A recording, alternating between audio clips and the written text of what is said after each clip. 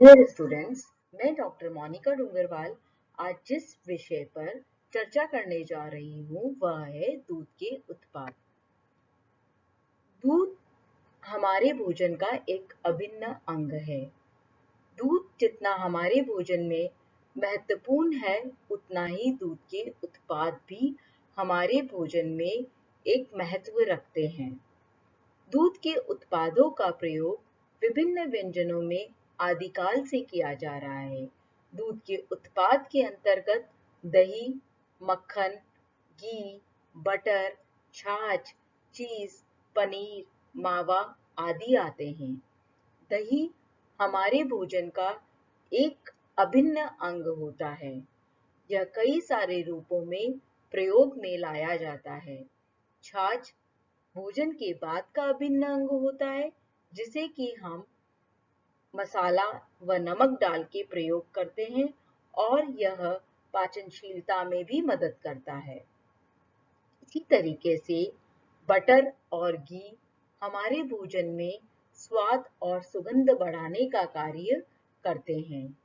पनीर और चीज बच्चों की पसंद होती है, साथ ही यह बड़ों को भी उतना ही पसंद होते हैं तथा इनके द्वारा विभिन्न व्यंजनों को बनाया जाता है। मावा विभिन्न मिठाइयों में प्रयुक्त किया जाता है और इसके द्वारा कई सारी रेसिपीज या व्यंजनों को बनाया जाता है। सबसे पहले जिस दूध के उत्पाद की हम बात करने जा रहे हैं वह है दही। दही दूध का वह भाग होता है जो कि लैक्टोज शर्करा को लैक्टिक अम्ल में बदल देता है। यह जो प्रक्रिया होती है, ये प्राकृतिक रूप से भी हो सकती है और कृत्रिम रूप से भी हो सकती है।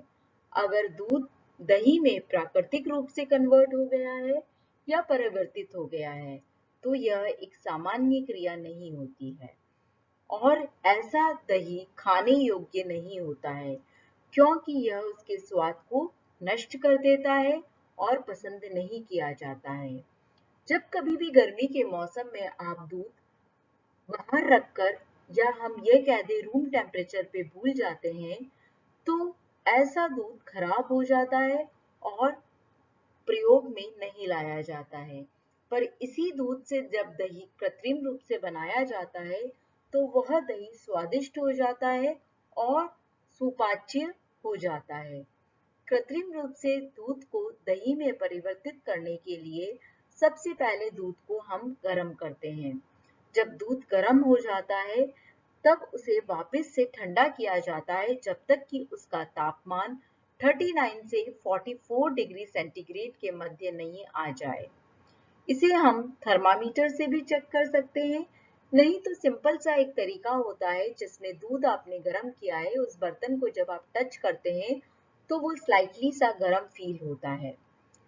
अगर वो स्लाइटली सा गर्म यानी कि बहुत कम गर्म है, आपको सामान्य तापमान से अधिक चाहिए, परंतु ज्यादा तापमान से कम चाहिए, इसलिए हमने स्लाइटली वर्ड यूज किया है कि छूने पे हमें सामान्य से अधिक गर्म फील हो। तो इस समय पर वह सही समय होता है कि आप उसके अंदर 1 चम्मच दही डाल दें, जिसे कि हम जामन वर्ड भी यूज करते हैं। जब हम इसमें 1 चम्मच दही डालते हैं, उस दही में लैक्टोबैसिलस बैक्टीरिया प्रेजेंट होते हैं, जो कि हमारे दूध को दही में कन्वर्ट कर देते हैं, क्योंकि वो जो लैक्टोबैसिलस बैक्टीरियाज होते हैं इस टेम्परेचर पे ग्रो करते हैं और उनकी संख्या बढ़ने लगती है और उस संपूर्ण दूध को वह दही में कन्वर्ट कर देते हैं, यानी जो इसमें उपस्थित लैक्टोज शुगर होती है वो लैक्टिक अम्ल में परिवर्तित हो जाती है और इस दूध के वांछित परिवर्तन को ही हम दही कहते हैं। इस पूरी प्रक्रिया को 3 से 4 घंटे लगते हैं अगर हमारे लिए यह वातावरण अनुकूल है तो, परंतु सर्दी के मौसम में यह समय अधिक लगता है, क्योंकि उस समय पर वातावरण ठंडा होता है, इसलिए हमें दूध को जो है थोड़ा सा गर्म स्थान पे रखना जरूरी हो जाता है, जिससे कि हमारा दही सही तरीके से और जल्दी जमकर तैयार हो जाए। दही के पोषण मूल्य की जब हम बात करते हैं तो हम देखते हैं कि इसका जो पोषण मूल्य होता है वह दूध ज्यादा भिन्न नहीं होता है। यानी इसके अंदर प्रोटीन, कार्बोहाइड्रेट, वसा, खनिज लवण और विटामिन उतनी ही मात्रा में होते हैं जितना कि दूध में पाए जाते हैं। सबसे पहले हम प्रोटीन की बात करते हैं तो दही में 3 से 5% प्रोटीन पाया जाता है और यह प्रोटीन केसीन, लैक्ट एल्ब्यूमिन और लैक्ट ग्लोब्यूलिन के फॉर्म में ही उपस्थित होता है। दही का जो हार्ड पोर्शन होता है या यह कहें जब दही जमता है तो हमें जो गाढ़ा दही दिखाई दे रहा है या गाढ़ा पोर्शन दिखाई दे रहा है, भाग दिखाई दे रहा है, उसके अंदर जो प्रोटीन है वह केसीन प्रोटीन होता है। क्योंकि आपको पहले भी बताया है केसीन एक अघुलनशील प्रोटीन है तो यह ठोस रूप में पाया जाता है, जबकि लैक्ट एल्ब्यूमिन या लैक्ट ग्लोबुलिन जो प्रोटीन है वो एक घुलनशील प्रोटीन होता है जो कि लिक्विड पोर्शन में पाया जाता है। दही के ऊपर जो एक वाटरी लेयर आ जाती है उसके अंदर ये दोनों प्रोटीन उपस्थित होते हैं। इसलिए हमें जो हल्का सा पानी दही के ऊपर कभी आ जाता है तो उसे फेंकना नहीं चाहिए, क्योंकि उसके अंदर घुलनशील प्रोटीन के अलावा खनिज लवण और विटामिन भी उपस्थित होते हैं। दूसरा हम बात करेंगे कार्बोहाइड्रेट की। दही के अंदर 4.5 से 5.2% तक कार्बोहाइड्रेट पाए जाते हैं और दही में जो कार्बोहाइड्रेट है वह लैक्टोज से परिवर्तित होकर लैक्टिक अम्ल की फॉर्म में उपस्थित होते हैं। वसा यह 4 से 8% तक पाई जाती है और यह इस बात पर निर्भर करती है कि यह किस जानवर का दूध है। अगर वह काउज मिल्क है तो इसमें कम मात्रा में फैट होगा, अगर वह बफेलो मिल्क से बनाया हुआ दही है तो उसमें अधिक मात्रा में वसा उपस्थित होगी। खनिज लवण दही में calcium, phosphorus, potassium, magnesium, sodium आदि पाए जाते हैं और यह पचनशील होते हैं तथा इनका अवशोषण शीघ्रता से हो जाता है। विटामिन की जब बात करते हैं तो दही में विटामिन B1 यानी कि थायमीन और विटामिन B2 यानी कि राइबोफ्लेविन, इन दोनों की ही मात्रा बढ़ जाती है। दही के पौष्टिक मूल्य के बाद अब हम जिसकी बात करेंगे वह है छाछ, यानी दूध का उत्पाद जो है उसका दूसरा जो हम रूप देख रहे हैं वह बटर मिल्क या मट्ठा भी कहलाता है। छाछ या मट्ठा दही को मथ कर प्राप्त किया जाता है। उसके ऊपर मक्खन आ जाता है जब हम दही को मथते हैं और उस मक्खन को अलग कर दिया जाता है। कई बार मक्खनिया छाछ भी पी जाती है, तब हम अगेन से उस मक्खन को ऊपर की तरफ ऐड कर देते हैं। हमें छाछ गाढ़ी पीनी है या पतली पीनी है, उस आवश्यकता के अनुसार उसमें पानी को मिलाया जाता है और हमें नमकीन पसंद है या शक्कर वाली पसंद है उसके अकॉर्डिंग हम नमक या शक्कर को उसमें ऐड करते हैं। नमकीन छाछ जो होती है जनरली वह खाने के बाद प्रयोग में की जाती है, क्योंकि यह पाचनशीलता में मदद करती है या हमारे भोजन के पाचन में मदद करती है। नेक्स्ट हम आते हैं पनीर पर। यह घर पे बनाया जाता है और इसे कॉटेज चीज भी कहा जाता है। पनीर जब हम दूध को गर्म करते हैं और जब दूध पूर्ण रूप से गर्म हो गया मतलब उबलने की स्टेज पे आ गया तो उसके बाद हम गैस को बंद कर देते हैं और इसमें नींबू या सिट्रिक अम्ल डालते हैं। साइट्रिक अम्ल या सिट्रिक अम्ल जो होता है वो नींबू का सत्व ही होता है और यह बाजार में मिलता है। जब हम इसे दूध में डालते हैं तो हमारा दूध फटना चालू हो जाता है और प्रोटीन जो होता है वह थक्के के रूप में अलग हो जाता है। इसे अब हम किसी मलमल के कपड़े या छन्नी या जालीदार वस्तु से छानकर अलग कर लेते हैं। ऊपर का जो थक्के के समान ठोस भाग है, इसे ही हम पनीर कहते हैं। इसे जब अलग किया जाता है तो हमें पानी प्राप्त होता है, क्योंकि हमें पता है दूध के अंदर वाटर जो है वो प्रेजेंट होता है और वो भी अच्छे अमाउंट में 85 to 88% तक होता है। तो ये जो पानी अलग हुआ है, इसके अंदर जो प्रोटीन प्रेजेंट है वो हमारे लैक्टैल्ब्यूमिन और लैक्टोग्लोबुलिन होते हैं। साथ में घुलनशील विटामिन और मिनरल्स भी इसमें उपस्थित होते हैं और इसे ही वे वाटर कहा जाता है और इसे हमें फेंकना नहीं चाहिए। इस पानी का प्रयोग सब्जी बनाने, आटा लगाने या शक्कर मिला के काम में लेना चाहिए। जो हमें पनीर प्राप्त हुआ है, यह पनीर हमें थक्के के रूप में जो मिला है, इसके अंदर केसीन नामक प्रोटीन होता है, क्योंकि यह एक अघुलनशील प्रोटीन होता है। अगर हम उबलते हुए दूध में नींबू को डालेंगे और उसे हिलाते रहेंगे, गैस बंद नहीं करेंगे, तो यह जो पनीर बनेगा, यह पनीर थोड़ा सा हार्ड होता है। इसलिए उबालने के पश्चात हमें गैस को बंद कर लेना चाहिए और फिर नींबू को डालना चाहिए। पनीर को कॉटेज पनीर या चीज भी कहा जाता है और यह पनीर जो होता है वसा रहित दूध से बनाया जाता है। इसी तरीके से एक क्रीम पनीर भी तैयार किया जाता है, जो कि संपूर्ण दूध से बनाया जाता है। संपूर्ण दूध से बनाए जाने के कारण इसमें वसा की अधिकता होती है। कॉटेज चीज या जो पनीर है, इसमें वसा, क्योंकि वसा रहित दूध से बनाया जा रहा है, इसलिए थोड़ी सी कम होती है। हमें कौन सा व्यंजन बनाना है, उस अनुरूप हम कॉटेज चीज या क्रीम चीज को सेलेक्ट करते हैं। पनीर का पोषण मूल्य।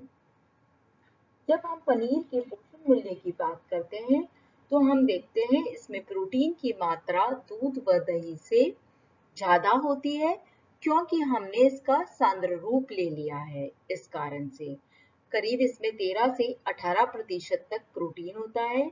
वसा की मात्रा भी दूध व दही से अधिक है, जो कि 20 से 23% तक होता है। खनिज लवण, इसमें सभी प्रकार के खनिज लवण जो कि दूध में उपस्थित है, कैल्शियम, पोटेशियम, सोडियम, मैग्नीशियम भरपूर मात्रा में उपस्थित होते हैं। विटामिन भी इसमें भरपूर मात्रा में उपस्थित होते हैं। विटामिन ए है या बी कॉम्प्लेक्स विटामिन है, दोनों ही विटामिन इसमें उचित मात्रा में उपस्थित होते हैं।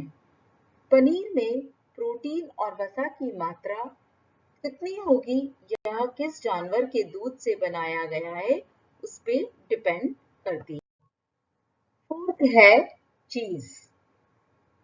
यह दूध को संरक्षित करने के लिए बनाया गया है और संरक्षित करने के लिए बनाया गया जो ये वस्तु है या ये कहते चीज है, यह चीज करीब 6 महीने तक हम प्रिजर्व करके या स्टोर करके या संरक्षित करके रख सकते हैं।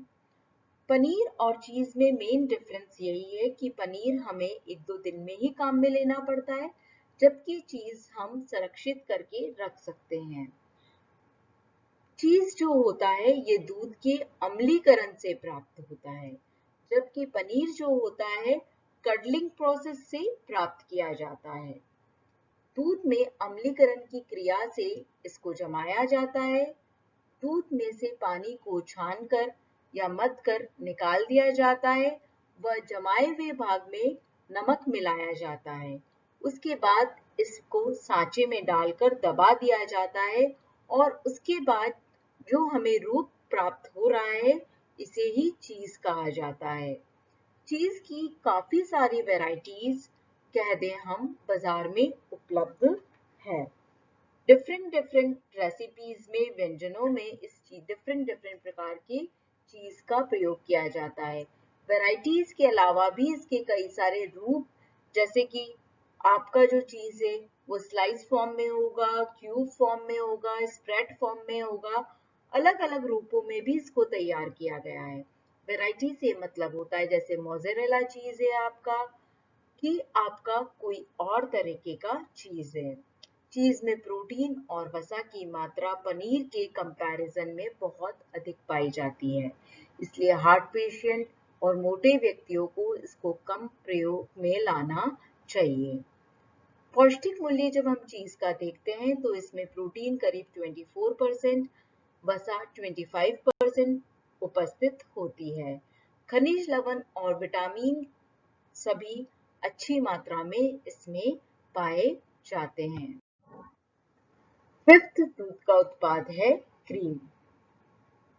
क्रीम जो है, जब हम दूध को गर्म करके भी प्राप्त कर सकते हैं या फिर कच्चे दूध के ऊपर जो लेयर आती है उसको मशीनों से हटाकर भी प्राप्त कर सकते हैं।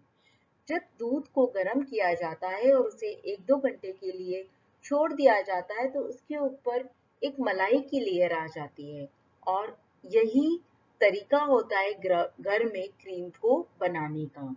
परंतु मार्केट में या बाजार में हम कह दें, कच्चे दूध के ऊपर वसा की जो लेयर होती है उसको मशीनों की सहायता से अलग किया जाता है और इसे ही क्रीम कहा जाता है।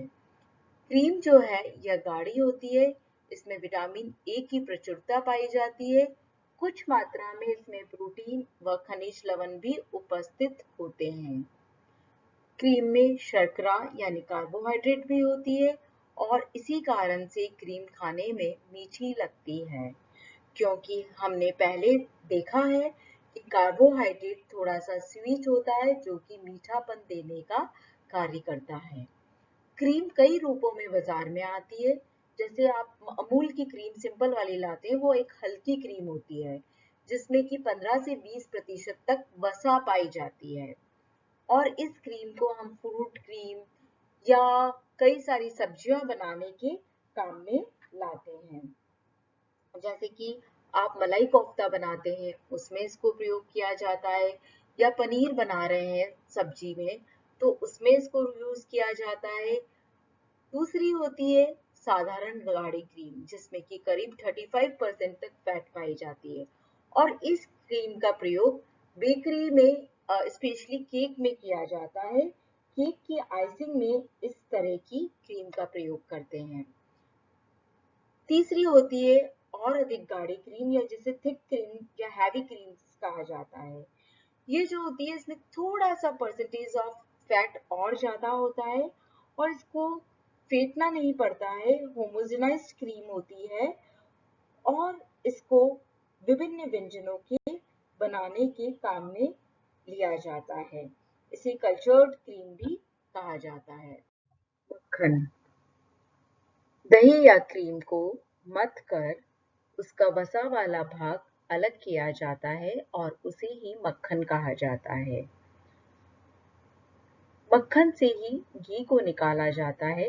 जब हम मक्खन को गर्म करते हैं तो उसमें से पानी की मात्रा जो होती है वह जलकर नष्ट हो जाती है या यूं कहें कि वाष्पित होकर उड़ जाती है। मक्खन में एक विशेष प्रकार की खुशबू होती है, वह उसमें उपस्थित ब्यूटायरिक अम्ल की अधिकता के कारण से होती है। क्योंकि मक्खन में कुछ मात्रा में पानी भी उपस्थित होता है, अतः 1 ग्राम बटर या मक्खन के द्वारा हमें 7 किलो कैलोरी ऊर्जा प्राप्त होती है। मक्खन में करीब 80% तक फैट या वसा पाई जाती है। मक्खन जो होता है यह बाजार में सॉल्टेड और अनसॉल्टेड, नमक मिला हुआ और बिना नमक मिला हुआ दोनों ही मिलता है। नेक्स्ट है घी। घी जो होता है मक्खन को गर्म कर कर प्राप्त किया जाता है, क्योंकि घी में पानी की मात्रा नहीं होती है, अतः यह प्योरली वसा होती है, यानी घी में 100% वसा पाई जाती है। इसमें ना प्रोटीन होता है, ना कार्बोहाइड्रेट होता है, ना खनिज लवण होता है, ना विटामिन होता है, परंतु विटामिन ए उपस्थित होता है, यानी कि 1 ग्राम घी से हमें उतनी ही ऊर्जा प्राप्त होती है जितनी कि हमें 1 ग्राम वसा से मिलती है। यानी 1 ग्राम वसा से जो 9 किलो कैलोरी ऊर्जा प्राप्त होती है, अगर हम 1 ग्राम घी काम में ले रहे हैं तो वह भी हमारे शरीर को 9 किलो कैलोरी ऊर्जा देने का कार्य करता है। खोया या मावा, मावा जो होता है यह दूध को उबालकर प्राप्त किया जाता है। जब हम दूध को उबालने रखते हैं तो उसमें जो पानी का अमाउंट होता है वह उड़ने लग जाता है या उसका वाष्पीकरण होने लग जाता है। जब उसका 70 to 80% तक वाष्पीकरण हो जाता है तो दूध काफी गाढ़ा हो जाता है और ये गाढ़ा अंश ही मावा कहलाता है। मावा विभिन्न प्रकार की मिठाइयों में काम में लिया जाता है। मावा जो होता है यह मावे की कचौरी बनाने में, मावे की मिठाई बनाने में, इसके अलावा गुलाब जामुन बनाने में भी काम में लेते हैं।